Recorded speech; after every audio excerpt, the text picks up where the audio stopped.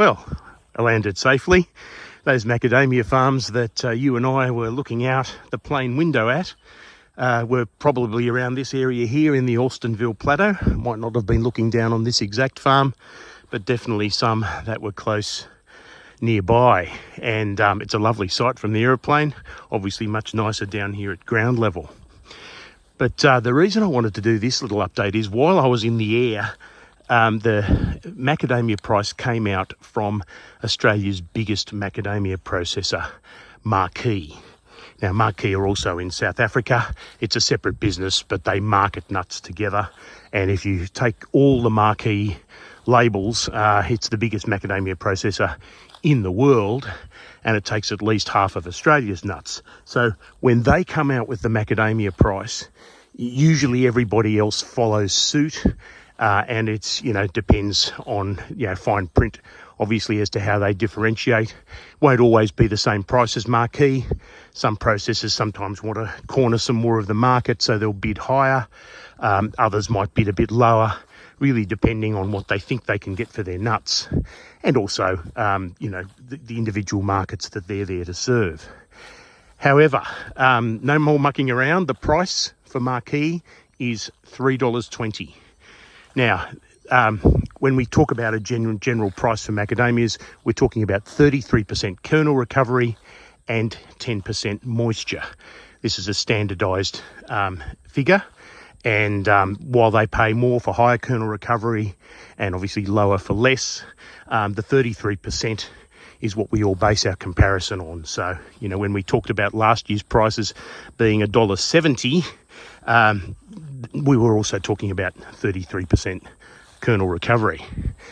And that, if you're watching overseas, is about $2.10 in the US.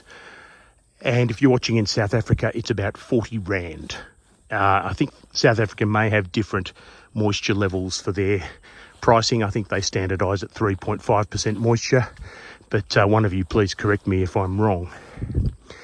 Anyway, look, what that means is that now that the elephant in the room has spoken and come out with a price, you'll see these other processors come out with a price, and I'm still going to do that comparison video so long as I get the actual fine print and I can tell you about the nasties or potentially the nice things in the fine print of different processors' offers, and put my legal eye over them to help you select, if you're a farmer, what might be best for you. The good news I can see from the Marquis offer is that the fine print has actually become less tricky this year. Last year they tried to introduce for the first time an adjustment for the amount of whole kernel that the farmers were supplying them. And there was a bonus for a lot of whole kernel, but you had to get a hell of a lot of whole kernel to get the bonus. And in return, it was also quite easy to get a penalty for less than a desired amount of whole kernel. That's now disappeared, and whether it's from farmer rage or all too difficult to do and maintain and police or whatever, I don't know, but it's gone. So while all the usual Marquis terms are there, and that's to be expected, at least the whole kernel adjustment has gone. So that's one less thing you can get tripped up on. Are there reject penalties? Yes. Over 3% reject, you get penalised. Under 1.5% reject, you get a bonus. It's pretty hard to get under 1.5% reject, although technology is improving at places like Summerland House, which is where they process most of their macadamias, and they've got some high technology things which will get the reject level down, but usually at the expense of throwing away nuts that might otherwise be usable. In terms of the nuts that are borderline usable, yes, they're giving a same thing as last year. They've got separate pricing for commercial kernel. These are kernels with slightly discoloured crests or slight immaturity. They're still good for macadamia oil and stuff like that, but they're not good for premium consumption as final sort of products. The price is in general about half of what the actual full price for macadamias is. You'll often get 3 or 4% commercial grade kernel in a shipment of macadamias. It does tend to vary when in the season you're doing the shipment. You'll probably get a bit more commercial kernel in your first harvest, which picks up some junk. But in the middle of the season and toward the end of the season, the quality can go up. And, you know, it all feeds into the money you get paid for any particular shipment of macadamias. Anyway, look, back to the price, because we know now that that's going to be the basis for the 2024 season. It is a notional price, so it's not fixed. Marquis can change it on you the same way most other processors could change it on you, because most of them offer notional pricing. Not the CL Max one for $3.10 that I spoke about in my last video. But $3.20, is that enough for farmers like the people here to send in their nuts? It's an interesting question, actually, because the AMS has just released some statistics of breaking down by area and how much nut got turned into the processors last season, and it goes back historically. And the real standout is the northern rivers of New South Wales. A lot of places like coastal New South Wales actually went up in the last 2 years.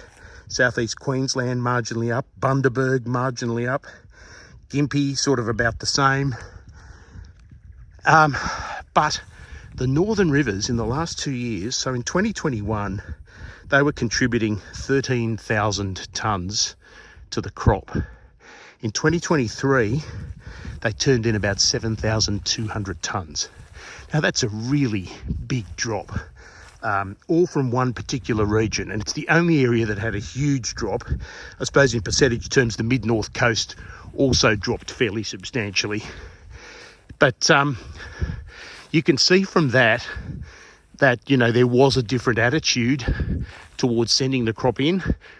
Or, you know, perhaps there's other reasons. You know, there were a few people who, in response to the $1.70, bulldozed their farms, so they weren't going to turn in a crop. There were people like me who left it on the ground because, on my mathematics, picking it up would have actually caused me a greater loss than leaving it there. And I think plenty of people were in that boat. There are others who might just spit the dummy and say, well, that's less than the cost of production. I'm not doing business on that basis. Others, again, gathered together and shipped containers of nut and shell direct to China that won't even be included in these statistics because they weren't handled by one of the big nut processors. Maybe it's a combination of all of that, you know. Maybe the Northern Rivers farmers are the militant trade unionists of the macadamia industry and we went on strike. Look, maybe again that, you know, we have so many mum and dad farmers in the Northern Rivers that when it comes to making a decision about whether to send the crop in, we're more able to say no than larger organisations who, even if it's less than the cost of their production, still have wages to pay and still have full-time employees. And even if the nut doesn't get you back the cost of production, it can at least generate a bit of cash flow so that you don't, that you can pay your wages or pay some other bills from all the money that you put into to creating the crop in the hope that you were going to make a profit from it. But yeah, the Northern Rivers was really different. And, you know, like I've said in a couple of previous videos, it wasn't a great year, 2023. But it wasn't a terrible year. You know, it wasn't like we had the Lismore floods or anything like that. And in fact, in the 2022 season, northern New South Wales and Northern Rivers shipped 12,700 tonnes of nuts, which is a full 5,000 tonnes more than what we shipped in 2023 with no flood. So, yeah. Those market factors are at play, and the question now will be, at $3.20, do you hand your crop in? I've heard before from people like Peter Fraser that $3.20 is, in fact, it was on the cent. He estimated that as his cost of production. But when I had that conversation with him, that was a couple of years ago, and since then, costs have really only gone up. Rather than down. I mean, the only thing that's really come down is the cost of granular fertiliser, which he doesn't use. So, If you're in a situation like that, my guess would be, look, $3.20 is going to cause a lot of grumbling, but people will probably pick up the nuts on the basis that it actually will cut their losses rather than widen their losses, which $1.70 would have done for so many farmers. And so when you're looking at these New South Wales numbers, the figure might bounce back a bit. I mean, it's still not persuading anyone that macadamias are rivers of gold. We'd need to get a price up above $4 before, you know, anyone rubs their hands in glee. And I don't care how cheaply you farm macadamias, it's, you know, using your own labour or somebody else's, $3.20 is very, very borderline.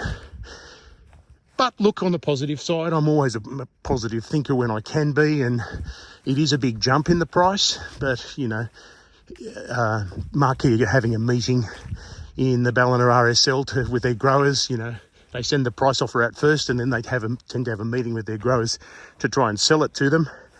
I'd love to be a fly on the wall in that meeting, but I don't think it's an open invite. In any case, I may have a couple of spies who report back on it.